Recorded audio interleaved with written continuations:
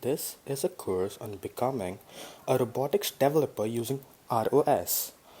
It's a course for software developers who want an easy introduction to professional robotics without needing to shell out thousands of bucks on online courses.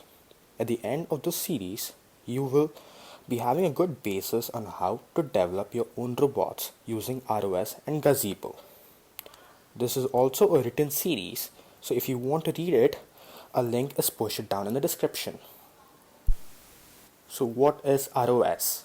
ROS also stands for Robotic Operating System, is a framework that acts as a bridge between the OS and the robotic hardware.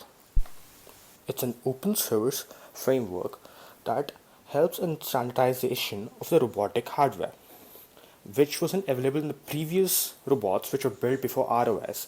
So they had longer development time and proprietary hardware which is only limited to that company and were not available to other companies, hence making it hard for repairs. ROS is an important development in the field of robotics and applicable to a wide variety of systems including mobile, industrial, UAVs and self-driving cars. This course is going to be from scratch, so you'll even be learning basic Linux core and going forward. So strap on.